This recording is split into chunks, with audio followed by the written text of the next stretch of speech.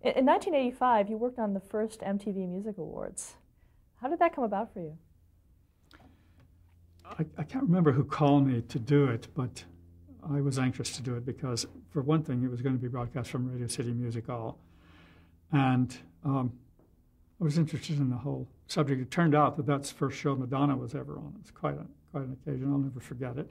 She came on dressed as a bride, and at the end of her act, lay down on the floor and beat her fists on the floor. It's rather strange behavior, but it was created a lot of stir for her. There was a special set piece that was Yes, their logo was in block letters, and I think that's why they wanted me to do it. I built my enormous block letters again that said MTV Awards, something like that. And anything else about that show that you remember? I can't remember anything else about it. Okay. It's all a happy blur. In 1988, you did the 60th annual Oscars. Yes. I think I mentioned that Liv de Havilland turned up for that. But part of doing the show is that the first year they were moving to the Shrine Auditorium, and so I had to build something to go outside. I built those enormous, I think they're 18 feet high, or maybe they're only 16 feet high, Oscars that they still use. We built them at Warner Brothers. And Sam Goldwyn Jr. was producing it. And one day I said to him, Sam, I've got a great idea. I put a rod through the Oscars with a ring on the top so that I can use a crane of some kind to pick them up and move them around. I said, do you remember an old Italian film, I think it was Fellini, that starts with a helicopter flying over Rome with a statue of Jesus under it, and they fly by the Dome of St. Peter's. I said, what if we tell the afternoon news cameras that we're going to fly over the Hollywood sign? What if we hook all of them up, all 6 of them up to helicopters, and have 6 helicopters flying over the mountain, and you see the Hollywood sign, and they fly over, and we say we're delivering the Oscars to the Shrine Auditorium. He thought this was a great idea. He was all for it. The city said, well, you can't fly over city streets with something suspended under it like that. I don't like to take no for an answer. I said, what if we put them on a truck and take them across into the park, have the helicopters there, pick them up, they fly over the Hollywood sign, and then they turn around and fly back. And he said, great, we'll do it. But in the end, we could only afford 1 helicopter, but we did do it. And on the evening news that night, there was a sign of the Hollywood sign with this helicopter flying over with an Oscar. And we were told it was being flown down to the shrine because the Oscars were moving there. He liked little stunts like that. So. And what about the show itself, the stage itself? Oh, it was an enormous production, enormous production. For one thing, because the choreographer saw that I had a number of Oscars, like the size that they normally use, standing on either side of the stage. At one point, he wanted to replace them with dancers, and they would come out and dance. We did all kinds of things like that that really were fun. I'm trying to remember who that choreographer was, a very, very famous Broadway choreographer. I can't think right now. Maybe I'll remember later. I loved doing the show, but that was the only one that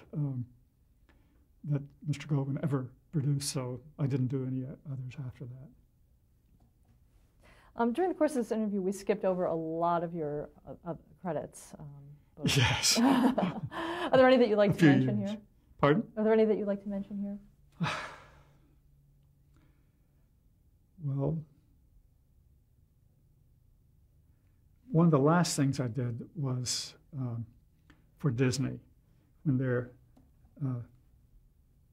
film Mulan came out, and they decided they were going to do. I'd done a lot of ice skating shows at that point, and even for them, Disney on Ice and other shows, but they decided to do a version of Mulan with Michelle Kwan skating, and I built a whole Chinese village, a bridge, all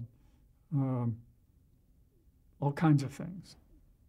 And Michelle Kwan's father was there, and he came over and introduced himself and said, You know what? I was a little boy and grew up in China, and it looked just like this, and that's one of the best compliments I've ever had. I can't think of anything else to tell you about that. It was really one of my favorite shows. Any other things that stick out in terms of things that we haven't talked about regarding your work?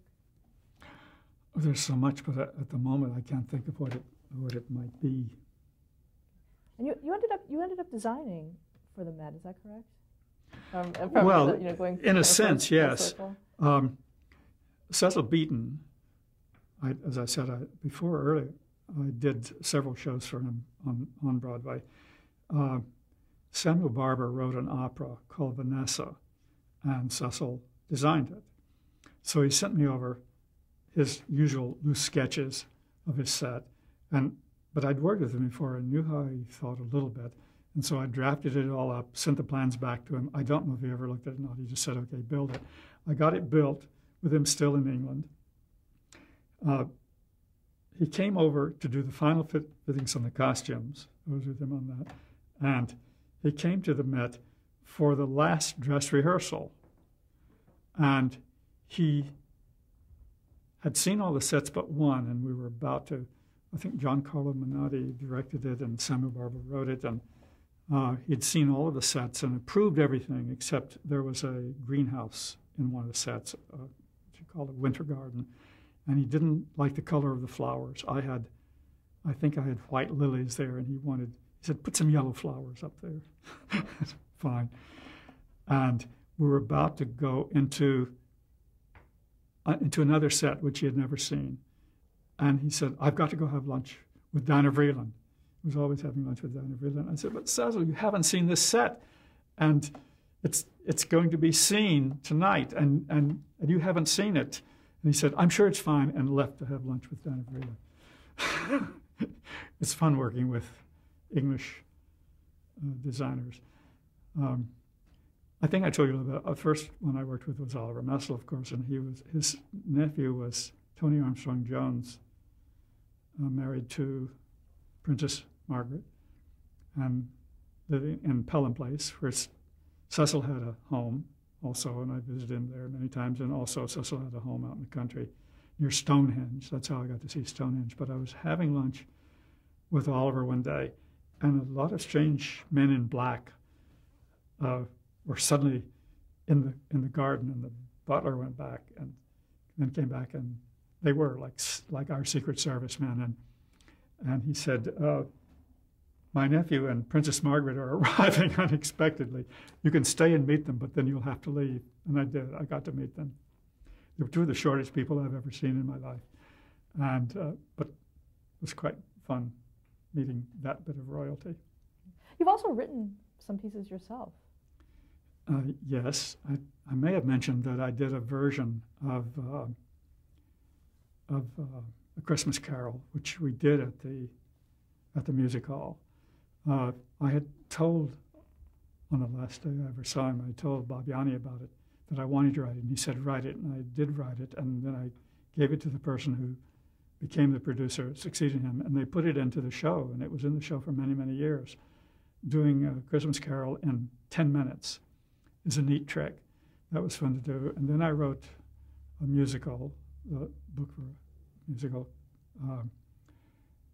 called Family Tree, which, because I really wrote it because I was working at the Crystal Cathedral with their Christmas show and their Easter show, and I thought they needed a summer show. And I based it on the book of Genesis. It started with Adam and Eve and all of the animals coming in. And Act 2 was Noah and the ark, all the animals getting on the ark. And I had it all that sketched and everything, and Dr. Schuller liked the idea. But we discovered that this was to be done in the summer, and I kept saying, all of the people who come to see Disneyland in the summer will come see this at night. But it turned out that it didn't get dark until very late, and we weren't going to be able to do all of my tricks with the lasers and to make the flood for Noah and all of this stuff. And we could only do one performance, and it wasn't going to pay ever to do it. And by that time, I had talked Stephen Schwartz into writing the music for it, turning it into a real musical. And it finally we did a production of it in St. Louis, and it was very, very successful. But Stephen's having trouble getting it done on Broadway. One of the directors from the Royal Academy in London said that he could make it one of his productions for the summer, and we wouldn't have to raise any money to do it. And it did go on. He wound up rewriting, much against my will, the director I'm talking about, rewriting some of my script and changing the title. And it did go on, but it was not successful. However, it's been picked up by lots of community theaters. It's done around the world. Last year it was done, according to a thing I got. It was leased out to be performed. There was a company that did that, lease it out. And it was done, I think, like 7 times last year, or 9 times last year in Germany. It was done maybe 6 times in Australia. And so I got, twice a year, I got a very nice check from that. And I don't know what else I can tell you about that. I'm sorry I never made it to Broadway. Oh, Steve and I had lots of differences on that. There was a new star on my horizon, somebody I really came to love because there was a huge exhibition of her work at the Public Library in New York, Julie Tamer. And she had done a lot of things with animals and so on, and I was convinced she had to design this. And I couldn't get Stephen to come. She was doing a seminar one day, and he wouldn't come and see it. He wouldn't hear about it. He wouldn't do anything. But she didn't need us. She went on and did the animals for Lion King. They were just what I had wanted her to do for my show. If she had done it, I think I'd be a millionaire today. Instead, it didn't quite work out. Someone you were associated with, Andy Warhol, you had a long association with him. Can you talk about yes. that? We haven't talked about him. Andy became, at one point, my best friend. Another designer at CBS named Bill Cecil was giving a party, a cocktail party. He lived down in the 60s on 6th Avenue. I think that's a wholesale flower market. And I went down to the party, though I had to be at Camera 3 the next morning at 6 o'clock. This was a Saturday night, and I didn't think I could stay too long. It was a very nice party with a famous photographer from Vogue and a lot of Vogue models there. And the owner of an antique shop I used to haunt was there, and there were a lot of people to talk to. I walked around with a glass of Coke, pretending I was drinking something more potent and pretending to smoke a cigarette, though I could never inhale, and trying to be very New York sophisticated and so on. But there was one strange little guy who sat in a corner all evening long, didn't get up, didn't talk to anyone. I was socializing, having fun. And I thought, I've got to be up at the studio at 6 tomorrow. But before I go, I'm going to go over and talk to him and try to get him up and get him circulating. And I went over and he introduced himself. I introduced myself, and his name was Andy Warhol, a name I'd heard because he was a very famous advertising illustrator, which is what I originally thought I was going to be. And he did a full-page ad every Sunday in the New York Times for a famous shoe company. And so we did have things to talk about. And when I said that I was leaving, he said, well, I'm leaving too. I said, no, stay, meet some people, have some fun. He came down. As we were going down the stairs, there were people arriving for the party, coming up the stairs.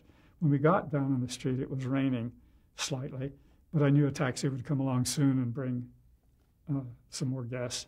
We stood under an awning of a taxidermy shop, which is unusual to find in New York. There was a head of a deer there with antlers, some small animals, and in the corner, a stuffed peacock on a pedestal. And I told him that when I was a child, I grew up on a farm, and that my father had a flock of peacocks. They would rest up in the trees at night, and we loved the peacocks.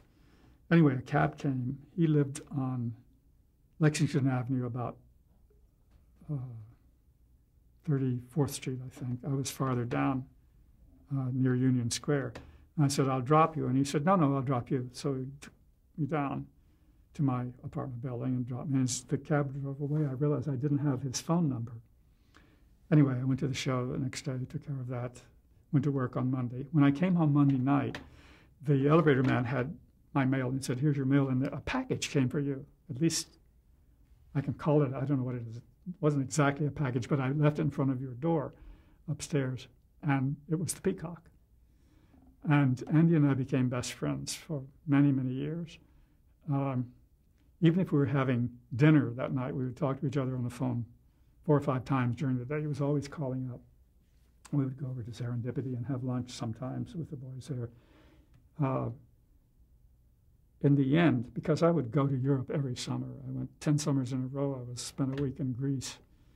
I'd been to Egypt and Lebanon by then, and I don't know where, Turkey, not just Europe. But the year I was of our famous trip around the world, I decided I wanted to go to Japan because all my life I'd collected Japanese prints. And I really wanted to go to Japan. I also wanted to go to Bali and a lot of other places, and decided to go around the world. And I made this huge itinerary that I was going to follow. And Andy said, "Can I go with you?" And I said, "Sure." So we made arrangements for him to go also. And we flew first to San Francisco, then to Honolulu. I was on the beach. I have pictures on the beach, the pictures of Andy on the beach, fully clothed because he had such a skin problem he could never get in the sun. And even then, he wore a wig. And then we flew from there to Tokyo, went to Kyoto, all kinds of things. From there, I think we flew down to Manila to change planes or something. We spent the night there, but as we were flying into Manila, Vice President Nixon was arriving also for some reason. The next day, we flew on to Jakarta in Indonesia and went to Bali. I think from there, one place I wanted to go was Angkor Wat, famous ruins of Angkor Wat. It was the most extraordinary. I'd been to Petra before then, it was in Jordan, very famous ruins, but Angkor Wat, the most extraordinary ruins I've ever been. These gigantic stone heads in the jungle with trees growing in, with roots growing in them and pieces falling off and so on. One day while we were there, we stayed in the capital, I guess it's Siem Reap, or at least that's a town that's very near Angkor Wat.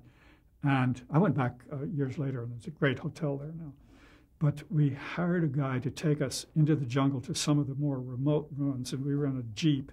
We had to go across a huge gorge, and it drove on 2 halves of tree trunks like this, drove across this gorge, which must have been 30 or 40 feet deep. Scared me to death.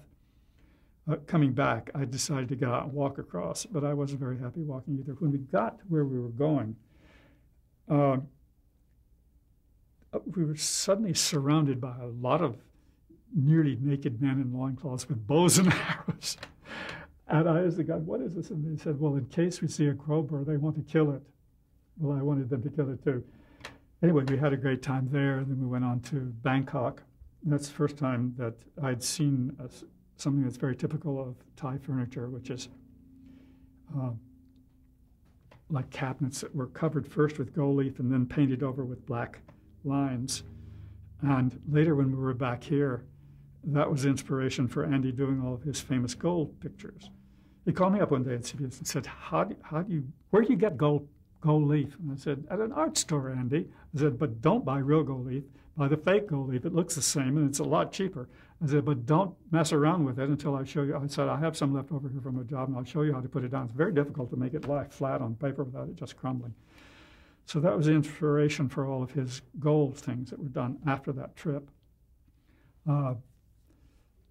There's more I can tell you about that. He was having a big show in one of the galleries with all of his gold shoes dedicated to famous people. And he dedicated one of them to Julie Andrews and asked me to bring her to the opening, and I'd helped her. This is before she married Tony Walton. I'd helped him with all the problems of getting into the union, and so I invited them to the opening, and they came. She didn't buy the shoe, and he didn't know why, and I realized Andy liked his mother's strange handwriting, and it was very strange and awkward. He could imitate it, but she had written the names on all the things, and instead of Julie Andrews, she wrote her name, Julia Andrews. And I think that's why Julian told me he didn't buy it. It was only $100, and Andy gave it to me, and I kept it for years. We went from there. We finally wound up. It was the first year that tourists could go to Nepal, and we were in Ceylon, as it was called then, now Sri Lanka, and we flew from there up to Calcutta, and were to fly from there on to Nepal.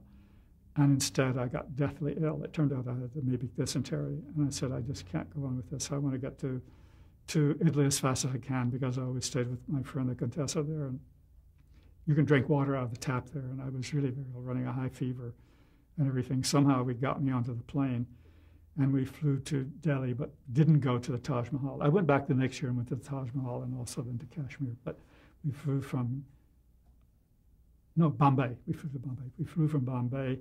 We were flying directly to Cairo. And they announced that we had to pull our blinds down and that we shouldn't look out. Well, I peeked anyway. Believe it or not, the Arabian Peninsula, even in a plane, you're high enough to kind of recognize the outline of it. You know where the Persian Gulf is, and you know where the Red Sea is.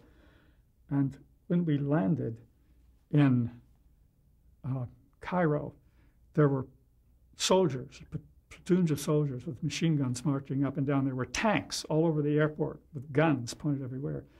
We had landed right in the middle of the Suez Canal takeover, the crisis. We'd landed.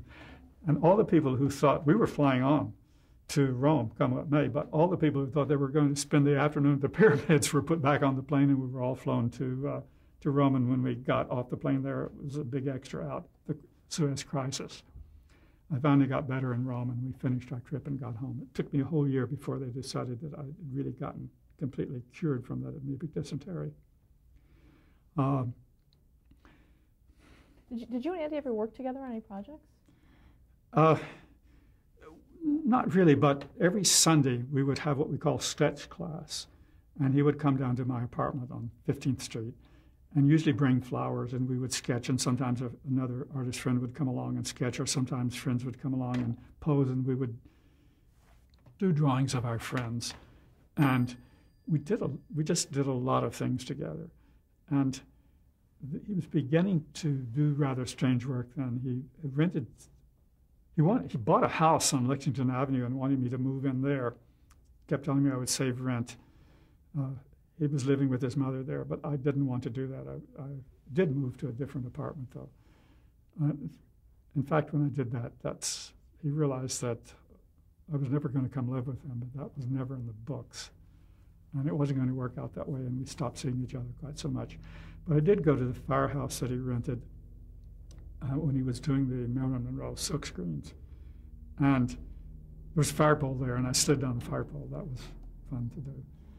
And I didn't really like what he was doing with his work, because I loved his drawings. He had the most wonderful way of just drawing something, sometimes without taking his pen or pencil off of the paper, draw a whole thing. He did dozens of portraits of me. There was a whole show at his art gallery of just drawings of me. And he used one of them as a basis for a portrait of me, which he gave me as a birthday present, which is hanging on the wall here now. But we were the best of friends until he began to get too involved with people who were into drugs. And Studio 50 was called Studio 50 because I used to do a lot of shows there. It was CBS, Studio 54 rather. Studio 50 is the Ed Sullivan studio. Right behind it was another theater, which was a CBS Studio 54, and that became the famous club, Studio 54. But I just wasn't going to have anything to do with all these people that I knew were into drugs and all kinds of things. And I just decided that I should cool it. We still remained friends, but we didn't see each other every day. Were you there for when the factory was? That was the beginning of the factory. I went a few times to the factory, but that's where all these druggy people were, and it just was not my scene. And I don't think Andy took drugs. People have said that he did. He and I were very alike in one thing. We always had to know every minute what was going on. We had to be in control of the situation and know exactly what it was, and anything that interfered with that, as I don't drink now, alcohol, maybe 2 or 3 glasses of wine a year, like on my birthday or New Year's Eve or something.